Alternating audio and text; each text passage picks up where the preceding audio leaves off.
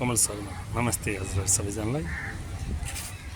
म चाहिँ विगत 2 वर्षदेखि यो हाम्रो थैबामा बस्दै आएको छु। यहाँको वातावरण हेर्नुहोस् कस्तो गाउँले पाराको टक्क मकैबारी,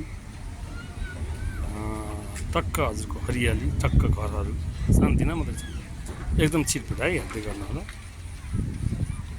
त्यसपछि आएर यो चाहिँ हाम्रो बाटो, मेरो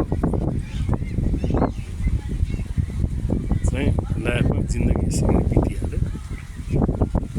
सर हेर्नु होला, म यहाँ आएर बसेको विगत 2 वर्ष भयो।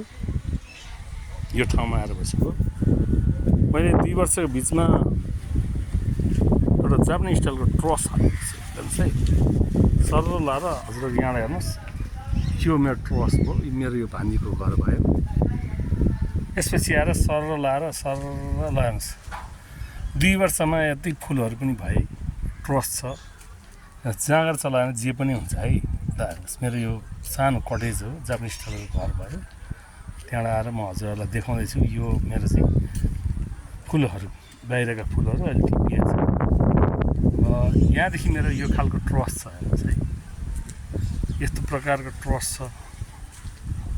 त अब हजुरको यहाँबाट आउँदा चाहिँ मेरो मोटरसाइकल राख्ने ठाउँ छ, यो रोड भयो। यहाँबाट हेर्ने दृष्टिहरू हेर्नुहोस् क्या रमाइलो छ। आकाशहरू खुलेको हेर्नुहोस्, रुन लागेको छ नि, कतिखेर पानी पर्छ थाहा नै छैन है त। अब म भित्र पसेँ, मेरो यो आउँदै अब यस्तो फोहोर मैलाहरू हुनसक्छ मकोमा। अब यो हजुरको अब कपडा सुकाइरहेको छ, बर्खाको समय यस्तो जापानिज स्टाइलको ट्रस मेरो घर।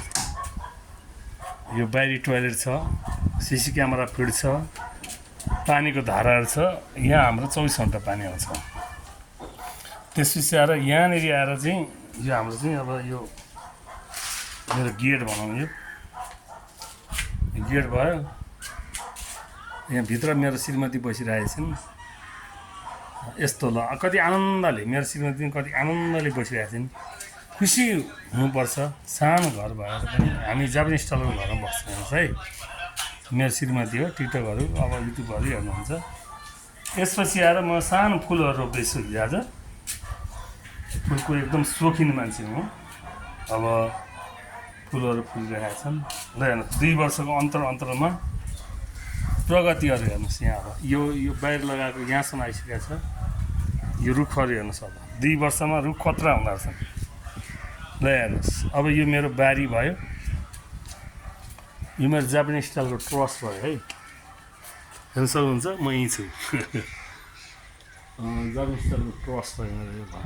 यस्तो खालको ठुलो छ। म यहाँबाट बारीतिर छिर्छु। ल हेर्नुहोस्, अब यस्तो छ।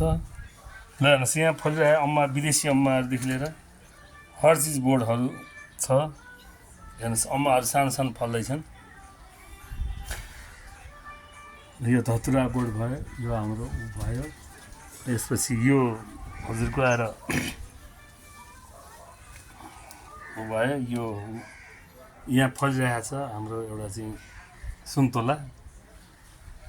अब यो खै के हो के नाम, यो आलु पखडा। यो मेरो चाहिँ हेर्नुहोस् 2 वर्षको अन्तरमा बोर्ड कत्रो हुनुहोस्। हेर न, अम्माको बोर्ड हो यो। हेर्नुहोस् यो चाहिँ केजी अम्मा भन्नु रहेछन्। मैले नर्सरीबाट ल्याएर रोपेको हो।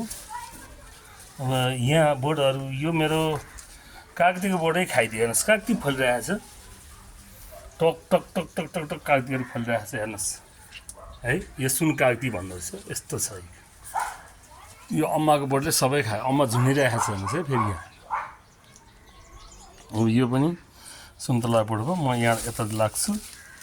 यसपछि आएर यो फेरि अर्को मेरो यो केजी अम्माकै बोर्ड भयो। यो ल 2 वर्षको प्रगति है मेरो। यो चाहिँ ट्रस हाल्यो। यो चिन्नुहुन्छ होला, उखुनी हो। अब हजुरहरूलाई भन्नै पर्दैन मैले।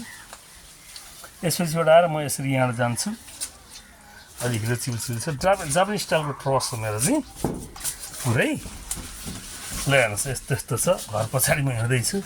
यो बेथुको सागहरू हेर्नुहोस् है, कति मजाले भइराखेको छ। यो मेरो जग्गासँग है, म एन्ट्री हुन्छ यहाँ। पछाडि मेरो भान्जीको घर भयो। यो यो 2 वर्षमा रुखहरू कता कता हुँदैछ ल यो अमला भयो यो जरिङ्गो भयो यो हजुरको रुख मोटर भन्छ क्या यसलाई हेर्नुहोस् यत्रो यत्रो बोटहरू भइसक्यो होइन यो यता छिमेकी घर भयो यहाँबाट म जान्छु यसपछिबाट हजुरको आएर यो हेर्नुहोस् यो एभोकाडो बोट हेर्नु 2 वर्षमा कत्रो बनाएँ मैले हेर्नुहोस् एभोकाडो बोट अब अर्को सालबाट फल्न सुरु होला सायद करिब यो अम्मा लोकल अम्मा हो यो चाहिँ त्यति राम्रो भएन अब यो यस्तै छ ल त्यो नस्पतिको बोट भयो त्यो मेरो पानी राख्ने भयो यो चाहिँ जापानिजहरूको क्रस पुरा यस्तो खालको छ है म चाहिँ एकदम खुसी छु रमाएको पनि छु किनभने यति रमाइलो चराचुरुङ्गीले गुण लाओस् भन्ने मेरो आश्वासन थियो हेर्न सक्दिनँ चराले गुण लगाइसकेको छ हेर्नुहोस् चरा कराइरहेको छ बाहिरबाट यहाँ बच्चा 2टा पाएको छ अस्ति मेरो सानो बोटमा लगाएको थियो त्यो चाहिँ बिचरा के भएर झऱ्यो धेरै हुरी बतास आएको थियो यसमा यो एभोकाडोको बोट हो यो पनि एभोकाडोको बोट यत्रो भइसक्यो हेर्नुहोस् मान्छेले गरे जे पनि हुन्छ ठुलो घर बनाउँदैमा